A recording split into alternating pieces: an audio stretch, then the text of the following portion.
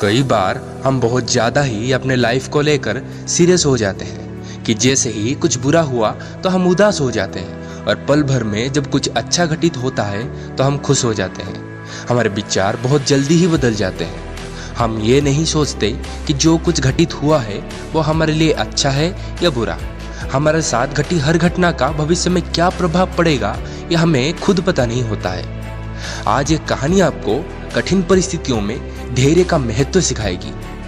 एक समय की बात है, एक किसान था जिसके पास एक घोड़ा था। वो अपने इस घोड़े से बहुत प्यार करता था। उसे अपने घोड़े पर बहुत गर्व था, जो किसान की कमाई का जरिया भी था। अपनी इस कमाई से किसान अपने परिवार का पेट भरता था।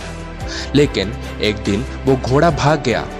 उसके भागने के बाद समाज के लोग और उस किसान के पड़ोसी उसके पास आकर उससे कहने लगे, हे भगवान, तुम्हारा घोड़ा जिस पर तुम्हें बहुत घमंड था वो तो भाग गया।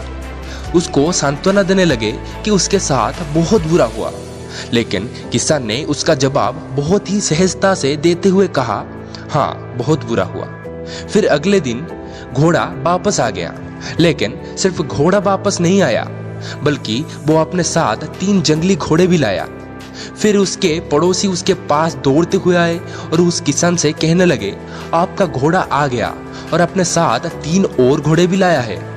ये तो बहुत अच्छी बात है, आपकी किस्मत तो बहुत अच्छी है। किसान बहुत खुश हुआ, उनकी तरफ देखा, फिर उसका जवाब बहुत ही साधारण रूप से दिया और कहा, हाँ शायद। कुछ दिनों बाद किसान का बेटा उसी जंगली घोड़े में से किसी एक को काम करने के लिए उपयोगी बनाने की कोशिश कर रहा था।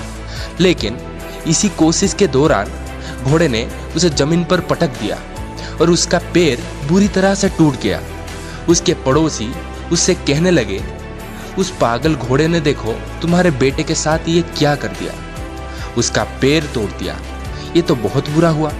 किसान दुखी हुआ और फिर से उसी तरह जवाब दिया और कहा, हाँ शायद मेरे बेटे के साथ गलत हुआ।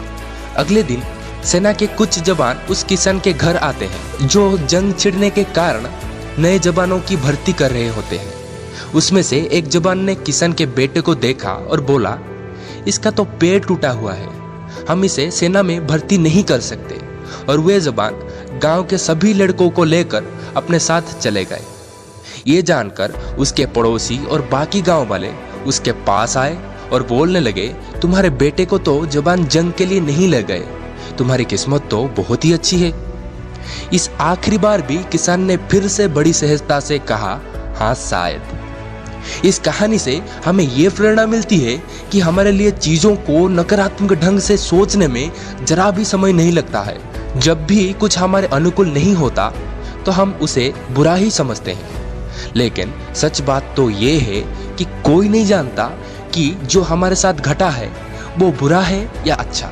इस कहानी में भी किसान के भावों में परिवर्तन परिस्थितियों के कारण ही होता है। बुरी परिस्थितियों में वो नकारात्मक हो जाता है और अच्छी परिस्थितियों में वो सकारात्मक। इन नकारात्मक और सकारात्मक परिस्थितियों के बीच के समय में धैर्य रखना बहुत जरूरी होता है।